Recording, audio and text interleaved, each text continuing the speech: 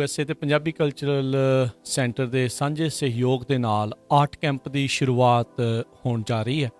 ਇਸ ਟਾਈਮ ਅੱਜ ਆਪਾਂ ਪਹਿਲੇ ਦਿਨ ਇਸ ਆਰਟ ਕੈਂਪ ਦੇ ਲਈ ਜੁੜ ਚੁੱਕੇ ਹਾਂ। ਇਸ ਟਾਈਮ 12 ਸਾਲ ਤੇ ਉਸ ਤੋਂ ਘੱਟ ਉਮਰ ਵਰਗ ਦੇ ਬੱਚਿਆਂ ਦੇ ਲਈ ਇਹ ਜਿਹੜਾ ਆਰਟ ਕੈਂਪ ਉਸ ਦੀ ਪਹਿਲੀ ਕਲਾਸ ਸ਼ੁਰੂ ਹੋ ਚੁੱਕੀ ਆ। ਸਾਡਾ ਐਡਰੈਸ 2125 ਨਾਰਥ ਬਾਰਟਨ ਐਵੀਨਿਊ ਫਰੈਜ਼ਨੋ।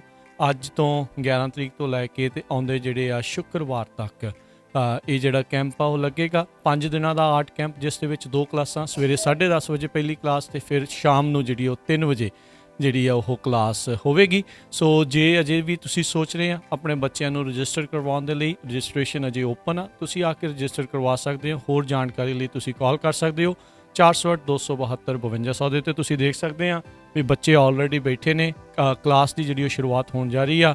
ਆਰਟਿਸਟ ਜਿਹੜੇ ਨੇ, ਟੀਚਰ ਇਹਨਾਂ ਦੇ ਪਰਮ ਸਿੰਘ ਆ, ਉਹ ਪਹੁੰਚ ਚੁੱਕੇ ਨੇ ਅਤੇ ਉਹਨਾਂ ਦੇ ਦੁਆਰਾ ਇਹਨਾਂ ਨੂੰ ਆਰਟ ਦੀ ਸਿਖਲਾਈ ਦਾ ਕੰਮ, ਆਰਟ ਦੇ ਬਾਰੇ ਹੋਰ ਗੂੜ੍ਹੀ ਜਾਣਕਾਰੀ ਦੇਣ ਦੇ ਲਈ ਜਿਹੜੀ ਕਾਰਵਾਈ ਆ ਉਹ ਸ਼ੁਰੂ ਹੋਵੇਗੀ। ਸੋ ਤੁਸੀਂ ਵੀ ਜੇ ਪਹੁੰਚਣਾ ਚਾਹੁੰਦੇ ਹੋ, ਸਾਡਾ ਐਡਰੈਸ 2125 ਨਾਰਥ ਬਾਰਟਨ ਐਵੀਨਿਊ ਫਰੈਜ਼ਨੋ ਤੇ ਹੋਰ ਜਾਣਕਾਰੀ ਲਈ ਕਾਲ 408 272 5200। ਸਭ ਨੂੰ ਪਿਆਰ ਭਰੀ ਸਤਿ ਸ਼੍ਰੀ ਅਕਾਲ।